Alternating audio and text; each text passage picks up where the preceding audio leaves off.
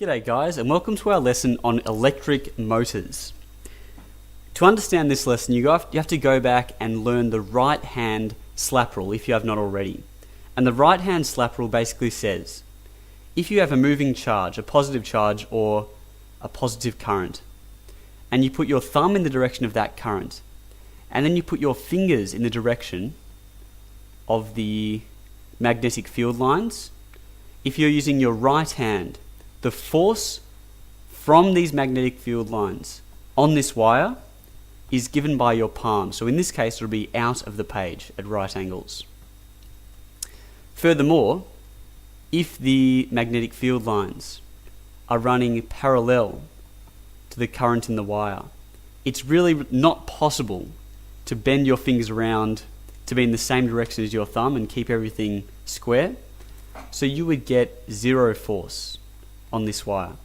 So you only get a force when the wire is at least a little bit at right angles to the magnetic field lines. And I say a little bit because if the magnetic field lines were like that, the wire is somewhat not parallel to these magnetic field lines. So the force only appears when the wire is not parallel to those field lines there.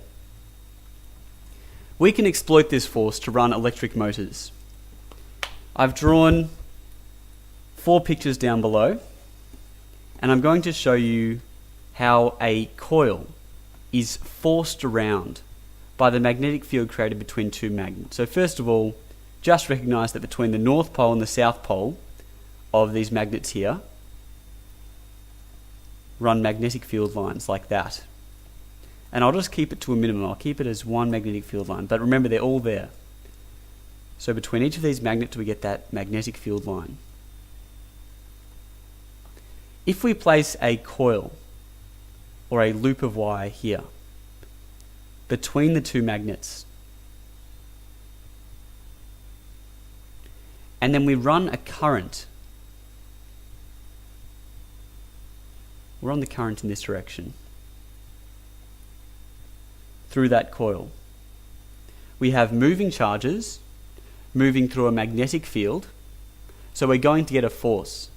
And the force is given by F equals NBIL. N is the number of loops. In this case, we've got 1 loop, but if it were a coil, we could have up to 200, 300 loops. B is the strength of the magnetic field between these 2 magnets, which is constant in this area. I is the current we're pumping through this wire here, and L is the length of wire we're talking about. So that length there and that length there. You can see that if we up the current, we'll also be upping the force. If we increase the magnetic field, we'll be increasing the force. And if we increase the number of loops per coil, the force on that coil will also increase. And I think I mentioned the longer the wire, the more force we get. Let's have a look at the direction of the force we're going to get from these 2 magnets here, the north pole of this magnet and the south pole of this magnet, on this coil. We put our thumb of our right hand in the direction of current, our fingers in the direction of the magnetic field lines, and if that's our right hand, our palm will be facing down. So that's the direction of force. Now we flip our hand over and put our thumb over here in the direction of the current, our fingers in the direction, the thumb should be going down like that. Our fingers in the direction of the magnetic field lines. And if you're making this shape here, your arm's going to be really twisted around. The force is going to be up like that. And these 2 forces act cooperatively to create torque to spin this coil around. So the next picture of that coil will look something like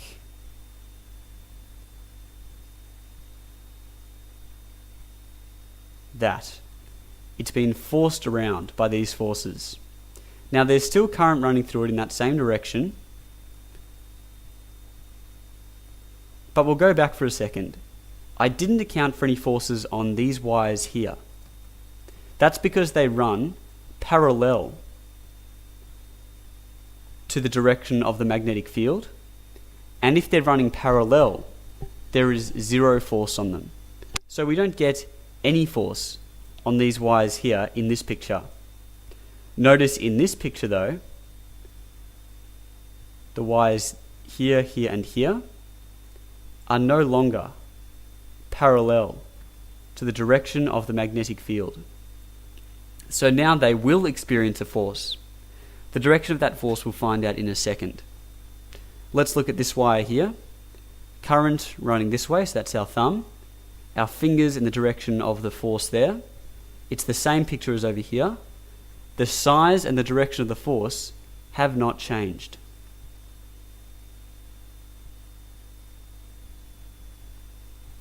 Likewise, for this wire down here, thumb in that direction, fingers in that direction. If that is our right hand, then the force will still be downwards. That's where our palm faces. So these two forces are still rotating this coil. Now this force back here. If we put our thumb in the direction of that current there, and our fingers in the direction of this magnetic field line, I'm getting a force that's travelling along that blue dotted line, so really into the page there. And along these two wires, I'm getting a force that goes outwards like that. So the third picture here is when the coil will stand straight up, like that. Current still flowing through in the same direction. And now let's look at the forces. This one, thumb in the direction of the force, fingers in the direction of the current, still straight up. This one still straight down. And this one over here, the force is still largely into the page there, and here out of the page. Even though the size of the force hasn't changed, the torque it applies certainly has changed. You'll notice here, if you think of this like a spanner, so along this blue line we have a nut we're trying to turn, and our spanner here. If we apply a force there, we expect to get a lot of torque, and this bolt here will turn.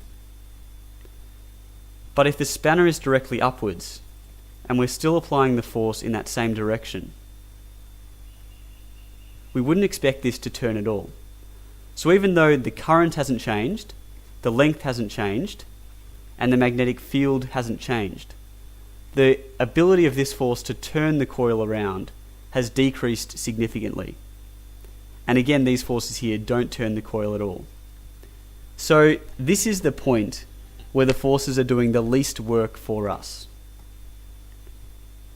The coil we've seen has turned over in that direction there. It stood straight up. The next position of the coil will be having turned fully over. I'll try and draw that.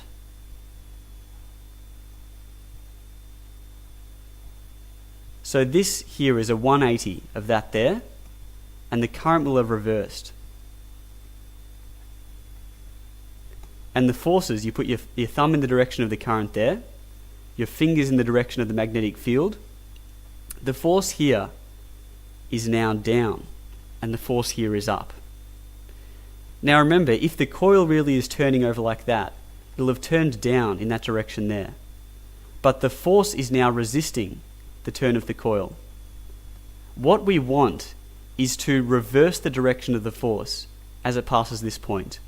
So instead of having this force up and this force down, we have an image that is similar to this, a force down here and a force up here, to keep the coil turning in this direction. To achieve this, we use a split ring commutator, which reverses the direction of current at that point there in order to keep the coil turning. If we weren't using a split ring commutator, if you were just using slip rings, which is what we would have been using here and here if the force were not fixed,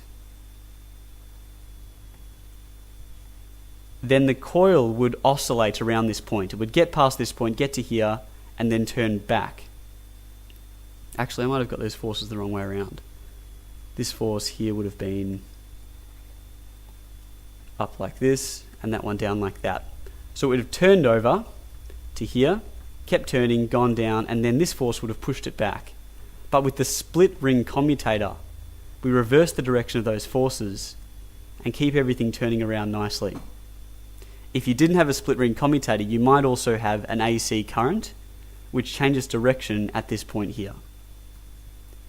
So we'll fill in some real values and calculate the magnitude of the force acting on this coil here. Say we had a current flowing through it of 3 amps. Say there are 20 turns in this coil, so N equals 20. The length of this wire here is equal to 5 centimeters, or 0.05 meters, and the magnetic field B between those two magnets is equal to 2 teslas. The force acting here on this wire is given by N, B, I, L, which is 20 times 2 times 3 times 0.2, that's 24 newtons. And that's for a coil. So I should say that's for the bunch of wires together. The force acting on a single loop in that coil, we just let N equal 1, so F is equal to 1 times B I L, which is 2 times 3 times 0.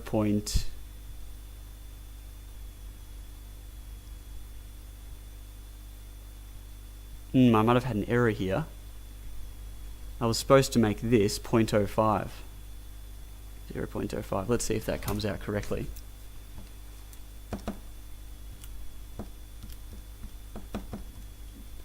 No, it comes out to 6 newtons I have.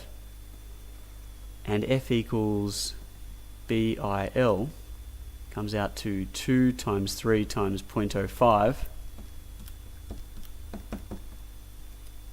which is 0.3. I hope that helps you understand electric motors.